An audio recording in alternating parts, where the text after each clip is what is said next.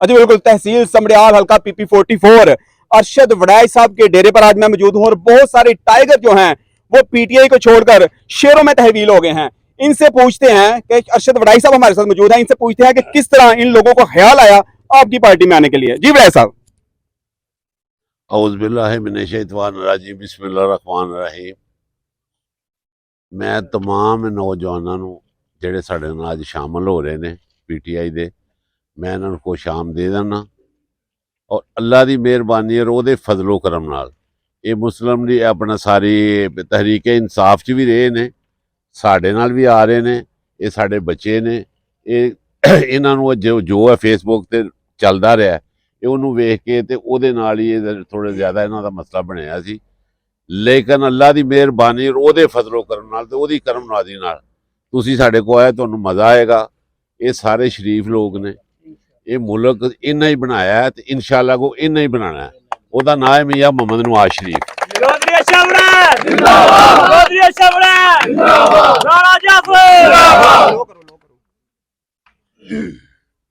चल रहा है ना? अच्छा वड़ाई साहब ये बताएं, ये काफी लोग बड़ी अच्छी और बड़ी जबरदस्त तादाद में आपके पास आए हैं, क्या इन्होंने कोई फॉर्मेलिटी की है या इन्होंने कहा है कि हमारी कुछ शराइत हैं कि बिला मशरूत ये शरीक हुए हैं? ये जितने भी लोग हैं बिला मशरूत, बिला झिझक, बिला किसी के खौफो हरास तो बगैर ये साढ़े को तशरीफ लियाए ने। असी इन्हों वैलकम आने और इंशाल्लाह अज ने इन्हों असी कहते रवांगे। जी माशाल्लाह, ये आप देख सकते हैं कि हालात तब्दील हो रहे हैं। यहाँ पर ये वही घर था, ये वही इलाका था कि आज से 15 दिन पहले मैंने यहाँ पर सर्वे किया था और कोई भी बंदा नाम नहीं लेने दे रहा था मुस्लिम लीग नून का। हर बंदे के हाथ में सिर्फ पीटीआई का झंडा था, लेकिन आज हमने देखा है कि इन सब लोगों ने पीटीआई के झंडे उतारकर मुस्लिम लीग नून के पहन लिए हैं। और सबसे बड़ी वजह यह बताई जा रही है, ये इनका कहना है कि हम आर्मी के खिलाफ किसी भी जमात को किसी सूरत कबूल नहीं करेंगे। यहाँ पर हमारे साथ बहुत सारे दोस्त मौजूद हैं, मैं इनसे चाहूंगा कि कोई बंदा हमें कमेंट्स देना चाहे, बताना चाहे कि किस तरह आप इसमें आए हैं। जी भाईजान।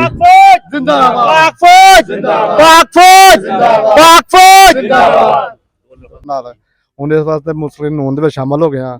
ਇਨਸ਼ਾਅੱਲਾ ਅਸੀਂ ਪਾਕ ਫੌਜ ਦੇ ਨਾਲ ਆ, ਮੀਆਂ ਮੁਹੰਮਦ ਨਵਾਜ਼ ਸ਼ਰੀਫ ਸਾਹਿਬ ਦੇ ਨਾਲ ਆ, ਮੀਆਂ ਰਾਣਾ ਜਾਫਰ ਸਾਹਿਬ ਦੇ ਨਾਲ ਆ ਇਨਸ਼ਾਅੱਲਾ।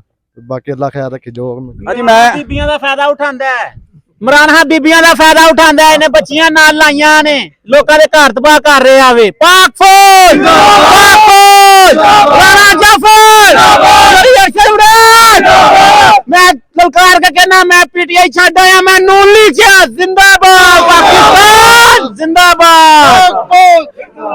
जी ये मैं आपको बताता चलूं कि हल्का PP44 का एक मोहल्ला सुल्तानपुरा, वहां के जो कायद राणा जाफर साहब थे उनकी क़यादत में ये काफिला निकला। ये कितने लोग थे इनसे पूछते हैं। राणा साहब बताएं जरा, ये कितने लोग थे जिन लोगों ने शमूलियत अख्तियार की है PMLN में? बिस्मिल्लाहिर्रहमानिर्रहीम।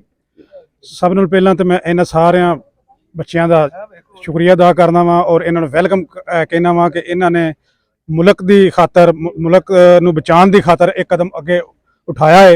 जिहड़ा कि पहला पीटीआई दे जियाले सन बने हुए, टाइगर बने सन, लेकिन इन्हां ने आके ये गल कही है कि ये जिहड़ी पाक फौज के खिलाफ उहदी तनसीबात ते जिहड़े हमले होए ने, जिहड़ा इन्हां ने बद ज़बानी कर रहे हैं पाक फौज के खिलाफ, मुल्क नूं तोड़न दी साजिश कर रहे हैं। इनू इस वजह नाल असीं सारे जिहड़ा असीं मुस्लिम इन्हूं छड्डना चाहते हैं।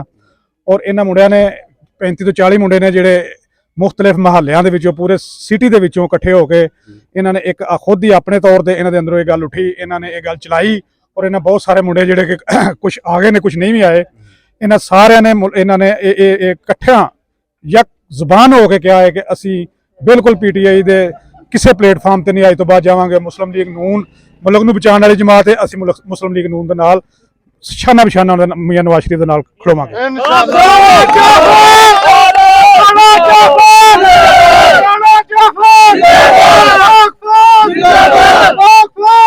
अच्छा जी, मसला ये है कि लुबिल बात का ये है कि यहाँ पर निज़ाम चेंज हो चुका है, यहाँ पर हालात चेंज हो चुके हैं।